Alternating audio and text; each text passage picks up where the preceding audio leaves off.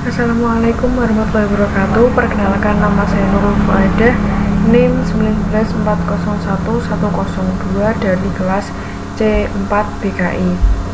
Di sini saya akan mempresentasikan PowerPoint saya dalam mata kuliah metodologi dakwah.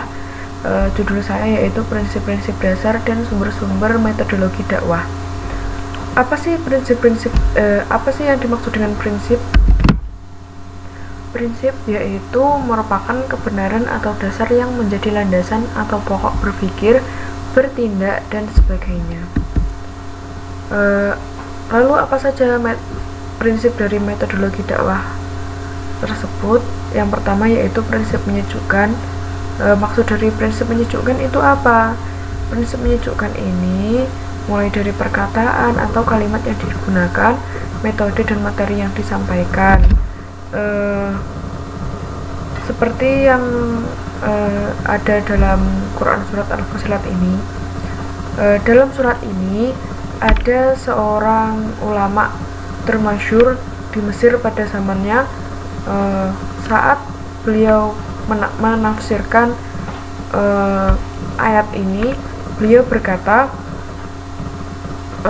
bahwa kalimat-kalimat dakwah yang diucapkan sang dai adalah paling baik kalimatnya.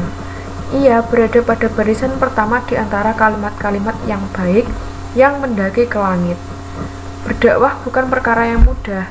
Jadi dai atau mubalik harus bisa menggunakan kalimat yang baik dan dapat dipertanggungjawabkan. Karena pada dasarnya agama Islam merupakan agama yang damai dan sejuk seperti itu. Selanjutnya yaitu ada prinsip ideal. Prinsip ideal yaitu memperjelas sasaran dakwah sehingga dapat menghasilkan dakwah yang ideal. Sebagaimana yang dilakukan oleh Rasulullah ketika pertama kali mendakwahkan agama Islam, yaitu Rasulullah SAW membentuk pribadi dari orang-orang terdekatnya terlebih dahulu. Yang pertama yaitu karakter istrinya, yaitu Siti Khadijah, menjadi pribadi yang kuat, tangguh. Begitu pula dengan pribadi para sahabat, menjadi pribadi yang kuat dan tangguh sehingga dapat menjadi pilar dakwah dan menjadi penerus yang ideal yang memimpin agama Islam dengan kuat, tangguh, kokoh, dan produktif. Hal yang tak kalah penting yaitu bagaimana membuat materi atau metode dakwah yang ideal sehingga dapat tetap menjadi dakwah yang tepat sasaran dan berhasil. Selanjutnya yaitu prinsip diagnosis.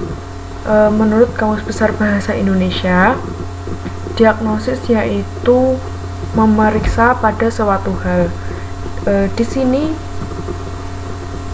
dai berperan sebagai dokter, akan tetapi bukan dokter fisik, melainkan dokter rohani bagi mat'u, sehingga dai dapat membantu mat'u untuk memeriksa, menganalisis, mendiagnosis, dan mengobati penyakit hati mat'u atau mencegah mat'u untuk terhindar dari penyakit-penyakit hati tersebut. Selanjutnya yaitu ada sumber-sumber metodologi dakwah. Yang pertama yaitu bersumber dari Al-Quran, sebagaimana yang terdapat dalam Quran surat An-Nahl ayat 125, yaitu dakwah menggunakan 3 metode, yaitu metode bil hikmah, mau'idhah hasanah, dan mujadalah. Dakwah dengan bil hikmah yaitu berdakwah dengan memperhatikan kondisi sasaran dakwah. Sedangkan dengan al-mau'idhah al-hasanah yaitu dakwah dengan memberi nasihat atau menyampaikan dakwah dengan kasih sayang. Yang ketiga yaitu mujadalah, yaitu dakwah yang bertukar pikiran, berdiskusi atau berdebat, dan membantah dengan sebaik-baiknya. Sekali lagi, di sini kembali lagi ke prinsip utama yaitu menyejukkan, sehingga menggunakan kalimat yang baik, tutur kata yang baik, dengan kasih sayang, sehingga dakwah tersebut menyejukkan hati bagi dai maupun mat'u. Yang selanjutnya yaitu sumbernya dari sunnah Rasul atau hadis. Seperti contohnya dalam hadis riwayat Bukhari dan Muslim yang menjelaskan tentang keutamaan dakwah. Di sini dijelaskan bahwa Bismillahirrahmanirrahim. Wallahi ayyuhda bika rajulun wahidun khairul laka min humrin na'am. Yang artinya, demi Allah, jika seseorang mendapatkan hidayah melalui kamu, lebih baik daripada kamu mendapatkan unta merah. Di sini mengapa menggunakan unta merah sebagai perumpamaannya? Karena pada zaman itu unta merah adalah sesuatu yang sangat berharga, sehingga berdakwah menjadi hal yang dianggap sebagai hal yang mulia. Jadi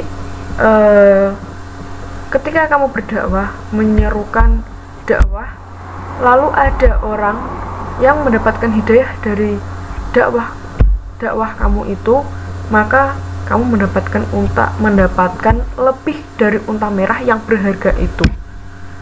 Selanjutnya yaitu dari sejarah hidup para sahabat dan fuqaha.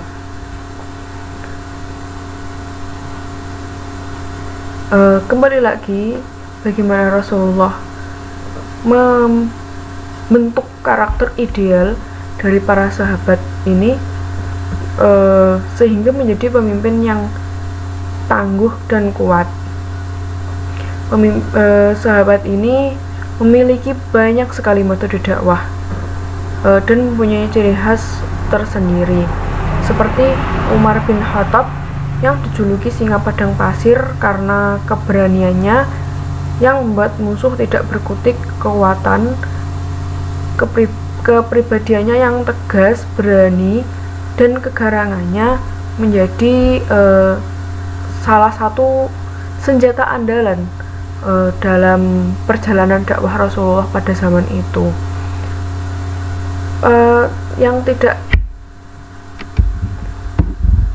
Yang selanjutnya yaitu ada dakwah dari Mus'ab bin Umair yang terkenal sebagai duta dakwah pertama Nabi.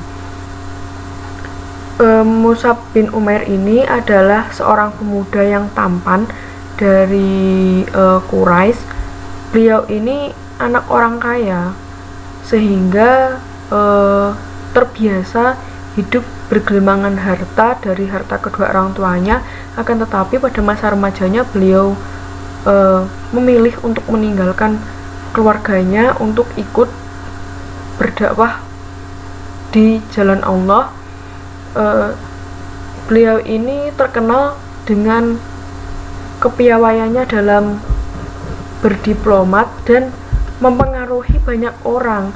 Beliau mudah bergaul dengan banyak orang, sehingga saat beliau ini berdakwah, beliau tidak langsung mendakwahkan dakwahnya ini, tapi berbicara sehari-hari, membicarakan kehidupan sehari-hari dan menyelipkannya ke dalam menyelipkan materi-materi dakwah dalam pembicaraan tersebut, sehingga berhasil mempengaruhi banyak orang dan ditunjuk sebagai duta dakwah pertama ke Madinah oleh Nabi Muhammad SAW.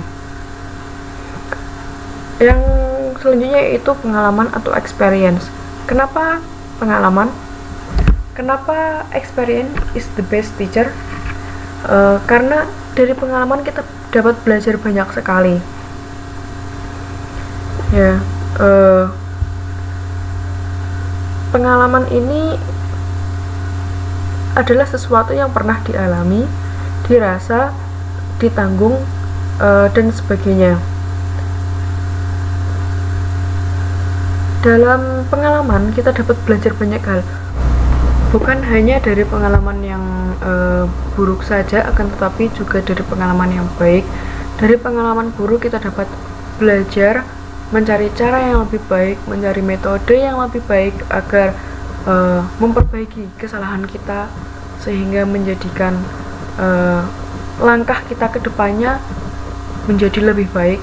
Dari pengalaman yang baik kita dapat mengambil sisi positifnya sehingga dapat memperbaiki kesalahan-kesalahan kita.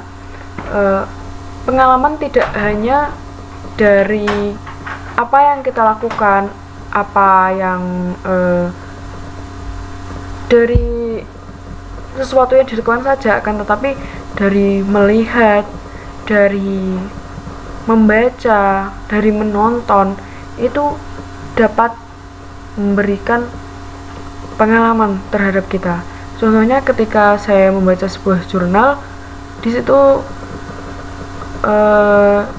dijelaskan tentang metode dakwah baru, metode dakwah dengan sasaran A, dengan metode A, maka saya akan mendapatkan pengalaman baru. Oh, jadi ternyata banyak sekali metode dakwah yang dapat dilakukan, sehingga saya bisa meniru dan memperbanyak metode dakwah yang dapat saya lakukan dan mengaplikasikannya dalam kegiatan yang saya lakukan seperti itu. Terima kasih atas perhatiannya. Bagi teman-teman yang ingin menambahi, ingin menyanggah, atau ingin bertanya, dipersilahkan. Untuk kurang lebihnya saya mohon maaf apabila ada tutur kata yang salah, kalimat yang salah, atau materi yang kurang. Terima kasih. Wassalamualaikum warahmatullahi wabarakatuh.